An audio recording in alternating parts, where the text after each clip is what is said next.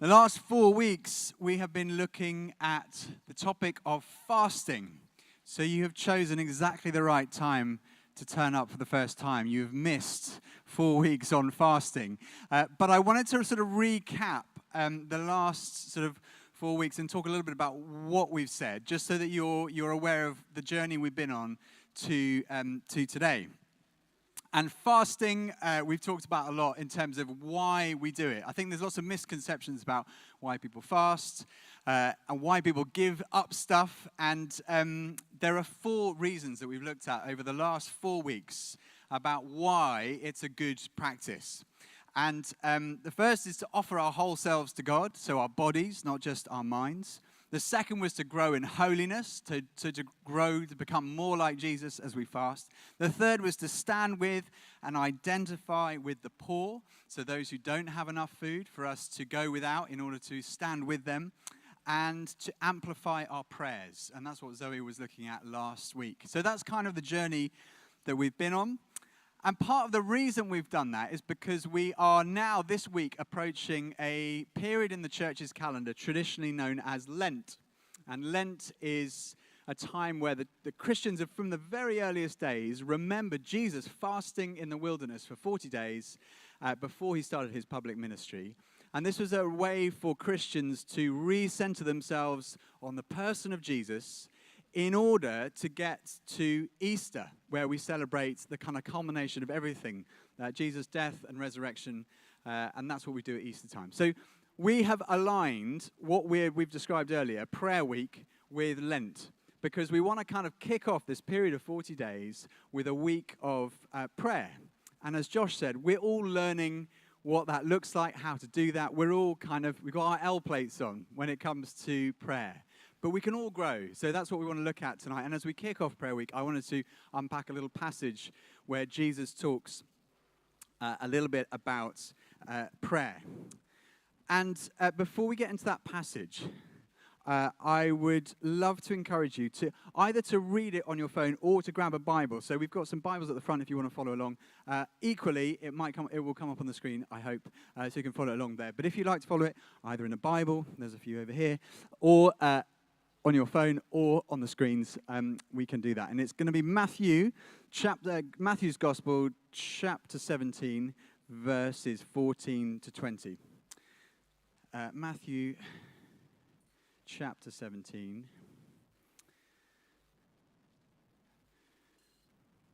verses 14 to 20.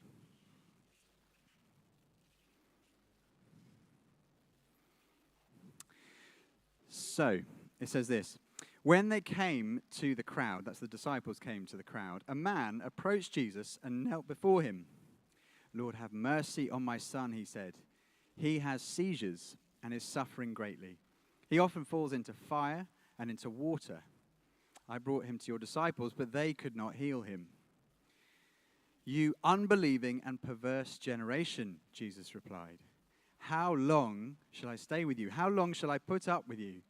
Bring the boy here to me." Jesus rebuked the demon, and it came out of the boy, and he was healed at that moment. Then the disciples came to Jesus in private and asked, "Why couldn't we drive it out?" He replied, "Because you have so little faith. Truly, I tell you, if you have faith as small as a mustard seed, you can say to this mountain, 'Move from here to there,' and it will move. Nothing will be impossible for you."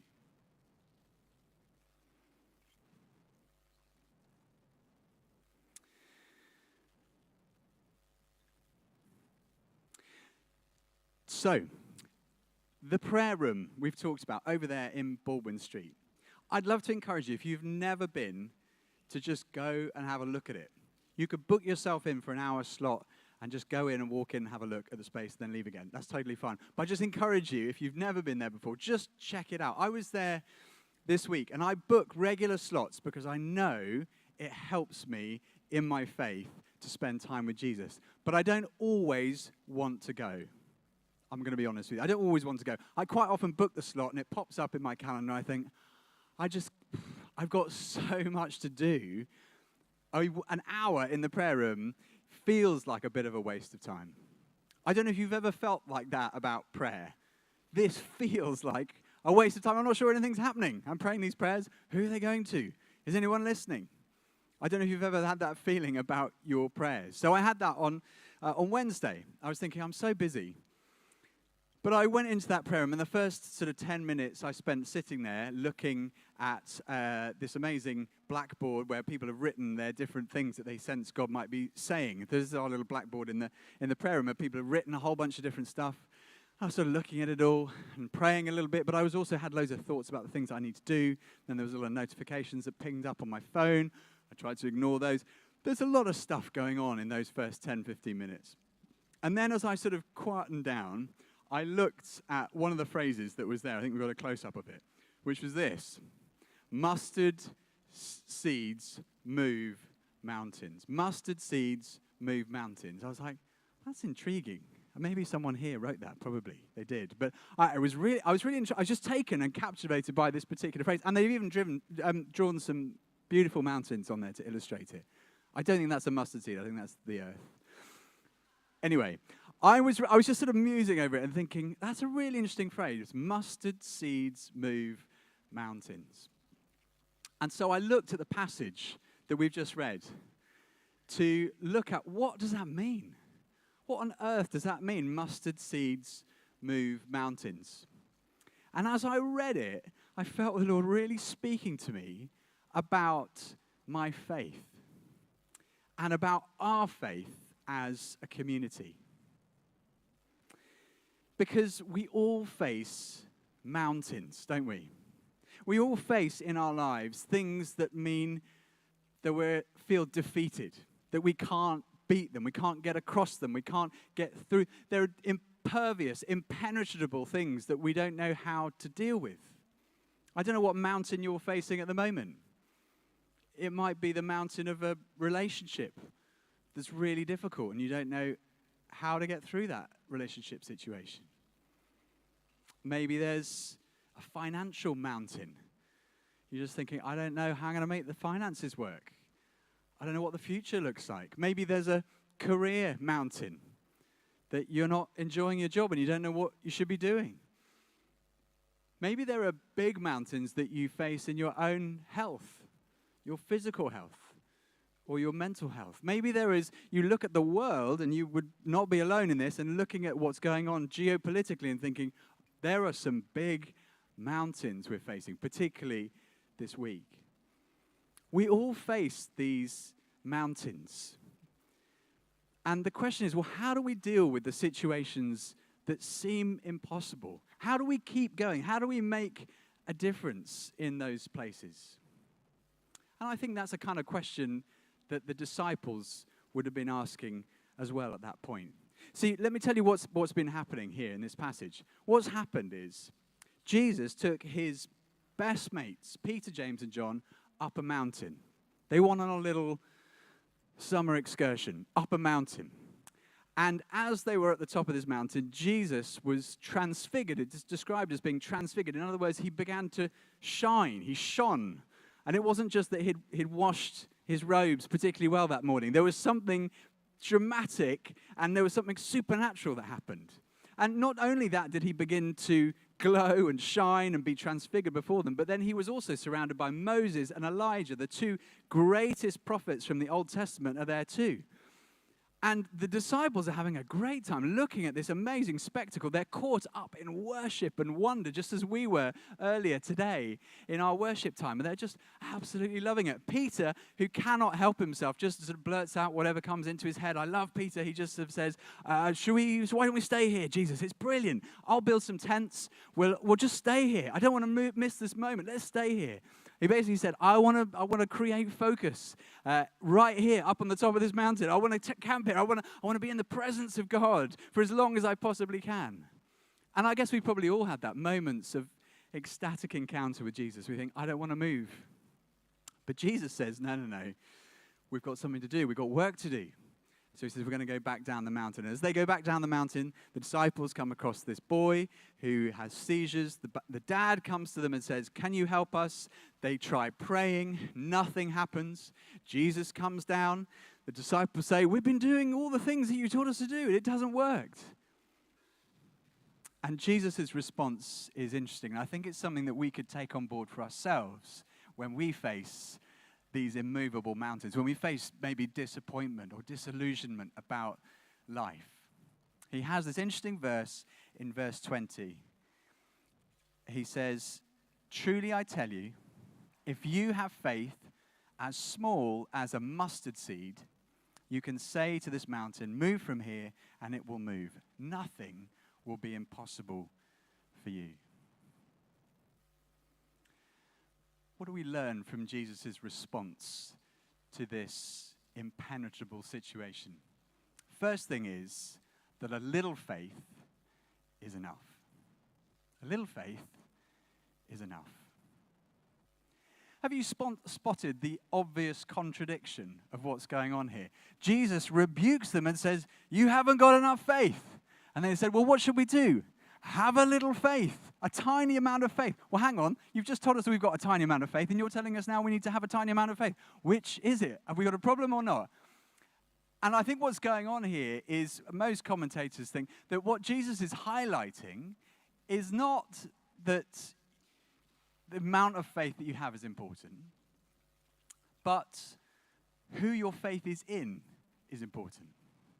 So you might have a small amount of faith, or a large amount of faith in the wrong thing, but you could have a smaller amount of faith in the right thing. In other words, it's not the force of your faith that counts, but the focus of your faith. It's not the quantity of your faith, but the quality of it.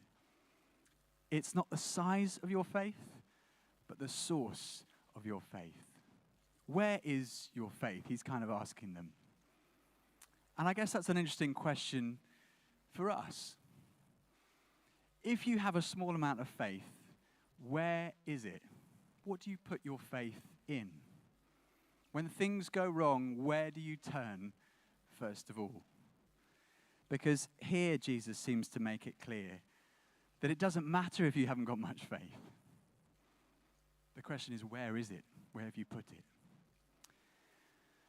And the mustard seed is a common analogy. So Jesus is using actually a rabbinic tradition. Many of the rabbis around that time talked about mustard seed. So we've got a little picture of a mustard seed there on the screen. It's very small. It's about 1 millimeter long. I've got a packet of mustard seeds here. They are very small. And this was a common analogy about planting a tiny mustard seed that actually then produces a big plant. I think we've got a picture of the plant. So those are the plants that come from mustard seeds. Now, most seeds are small and produce something big. It's not particularly revolutionary. But Jesus is holding up this tiny, tiny seed to say, look, you only need this much faith. And I find that massively encouraging. Because I don't know about you, but my faith often feels really weak. When it comes to prayer, I sort of think, is it going to make a difference? In fact, my prayer life is never as much as I want it to be. And yet Jesus is hugely encouraging here. He's saying, it doesn't matter if you feel weak in your faith. Just put your faith in me. Interestingly, this week on Alpha, we have this thing called Alpha. It's an opportunity for everyone to come and ask their questions. Everyone's welcome, atheist, agnostic, different religions. It's fantastic. Our little group is great. We're having great discussions. People are bringing different things. And this week, the discussion was on prayer. And one person raised a really good question. Isn't prayer just exactly the same as manifesting? Do you know what I mean by manifesting? So basically putting something out there into the universe, into the cosmos, hoping that it's going to happen. In fact, believing that it will happen, and then that thing may well happen. And it's a very common practice, like a self-help technique. And, there's nothing necessarily wrong with sort of believing things, thinking positively about the future. But it's interesting, one person piped up in our group, and she's called Estelle, and she gave me permission to share this. She said, it's interesting, because I have been an atheist all my life. She said, my family are all atheists. My friends are all atheists. I don't know any Christians at all. But I've started coming to this church on Sundays. And week by week, I've begun to feel that I've got a faith in God that's growing. She says, I now think I know God. And I used to manifest all the time. I used to just believe myself into positive situations, and sometimes it will work and sometimes it doesn't. And if it doesn't, I feel like I'm not doing it properly and I feel bad about myself. I used to do all that stuff. But now, I feel like I've met God. Why would I need to manifest if God loves me and cares that much about me that I can put my future in his hands? She said, it's so much better. I can trust him with my future. That is a great example of a mustard seed of faith put in the right place. Doesn't matter how much faith you have. The key thing is, where is your faith? Put your faith in Jesus. So a little bit of faith is enough.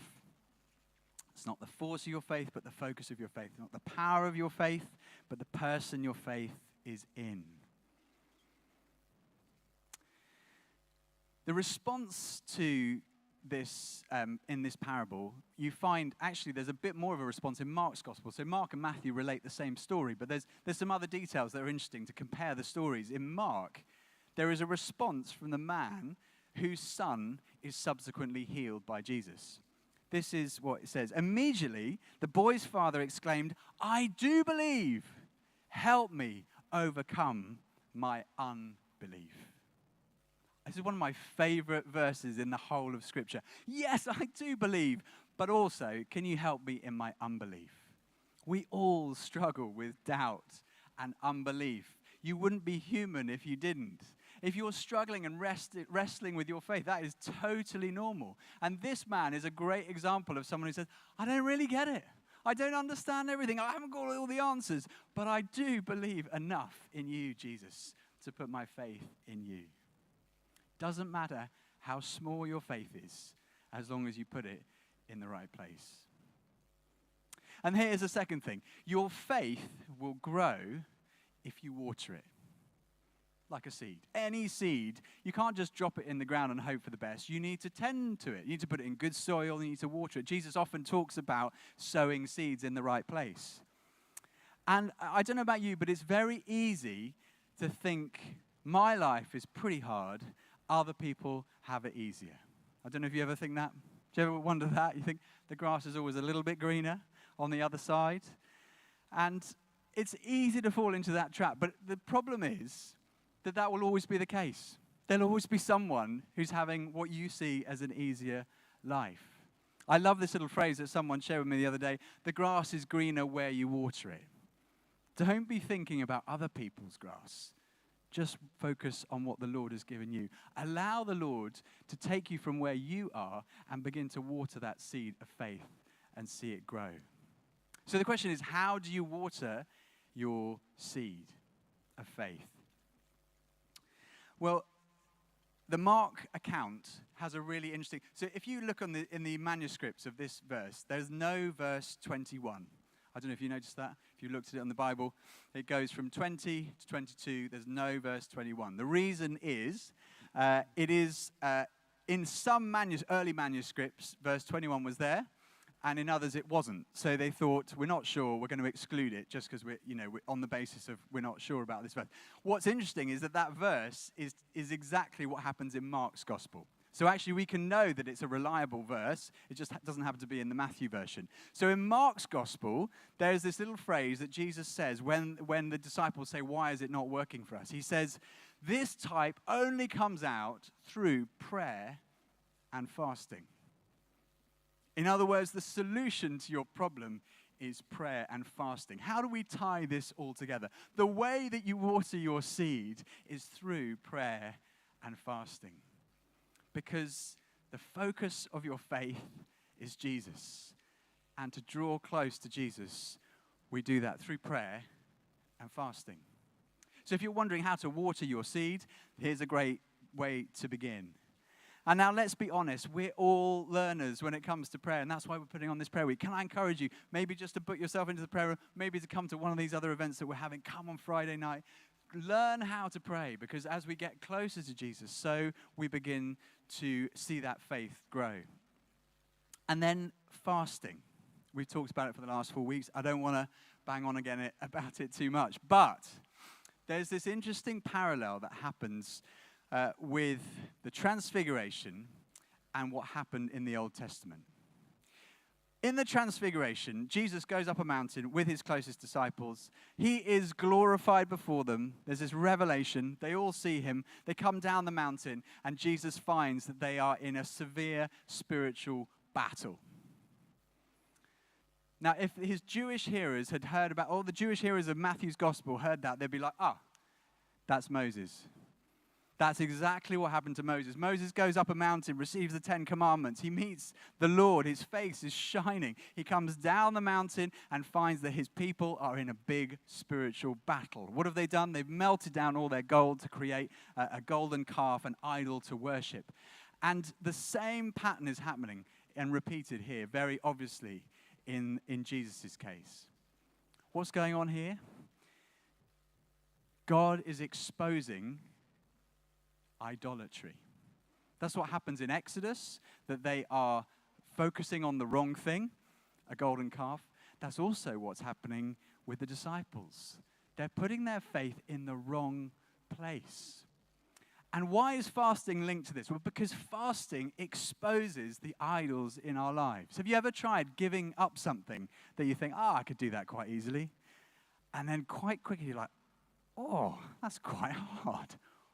I don't really want to stop doing that. I really like doing that thing. It has this little hold on you.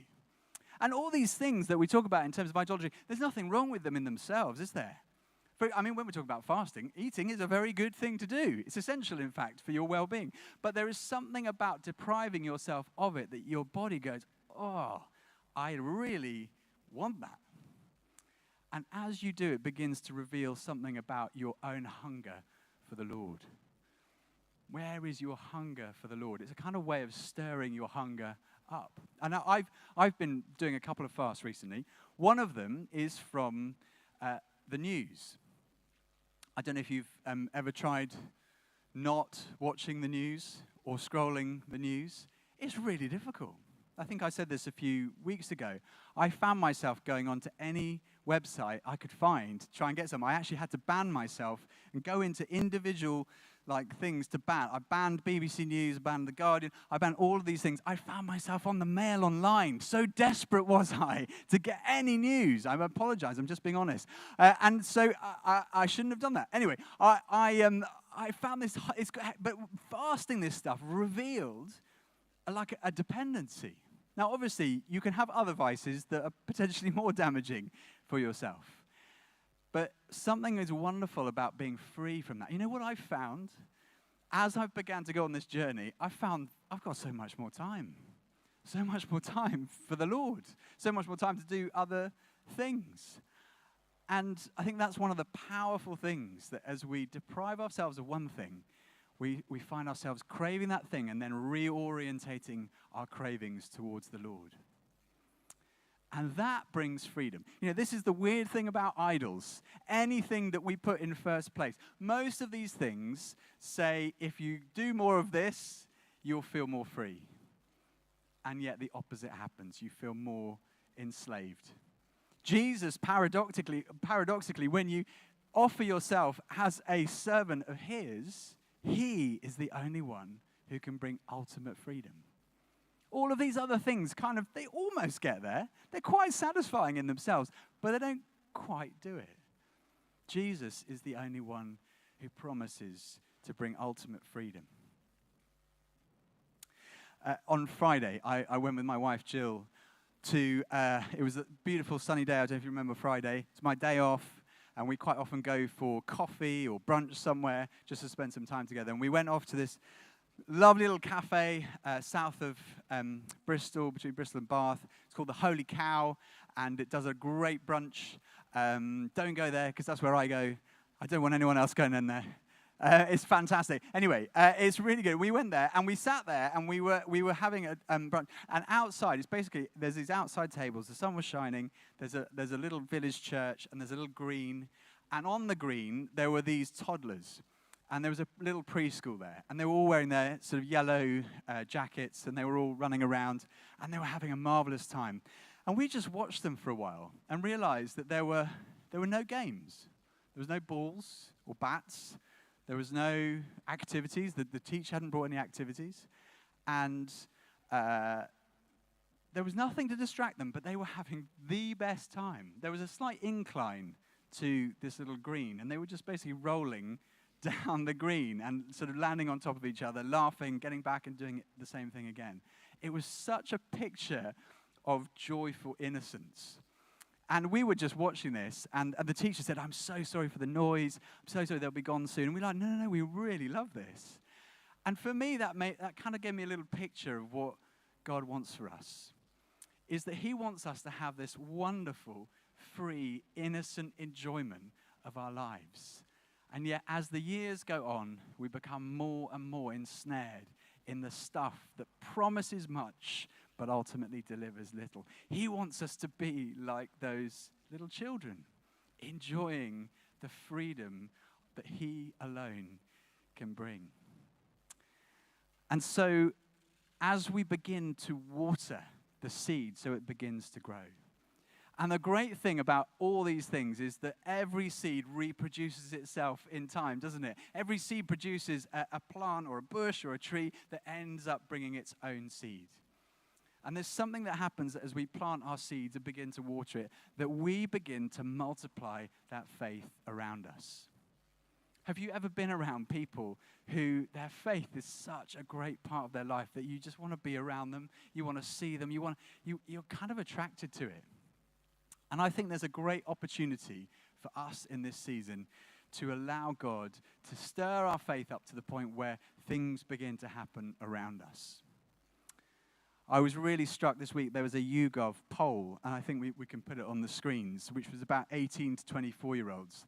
It's about belief in God, and I was really struck by this. You will notice that belief in God, this survey is a very comprehensive survey, started in August 2019. It's a biannual survey, twice in the year, and it's gone up until recently. And as you will notice, what's really interesting is this line here. Belief in a God or gods has gone from around 22% in 2019, dipped down, and it is now rocketed up to 45%. Now, this could be an anomaly. Let's be honest. Statistics, surveys, it could be an anomaly. But what's really interesting is that is completely unseen for the whole of the last however many generations. And yet, in that 18 to 24 bracket, there is a passionate interest in God that seems to be developing. Now, this is anecdotal. I have seen this here at St. Nick's. People walking in the door and saying, I have got absolutely no faith, as I was talking about Estelle earlier, and I'm really interested in God. Could it be that God is stirring something in this generation, in your generation, where we are able to say, use me, Lord. Use me. Help me to be the person that is there when the person who comes off the street says, what is this all about? Help me to be the person who is praying for my friends in my hall of residence, my school, my university, to see these seeds begin to take root in them. Could it be that we're on the cusp of seeing something different? We've moved from a post-Christian society to a pre-Christian society. Post-Christian society is what I grew up in, where people had some idea about what God was in the church, but were completely inoculated against it. Now we see people who have absolutely no idea who Jesus is, and yet they're intrigued, fascinated when they come across people who really meet Jesus for themselves. It's contagious. So my excitement, my courage, my challenge for all of us is to say tonight, okay, Lord, I've got a little bit of faith. And what I've got, I want to put in you. Begin to water my faith. Begin to multiply my faith. And could it be that in this prayer week, we begin to see some amazing things happen? Should we pray?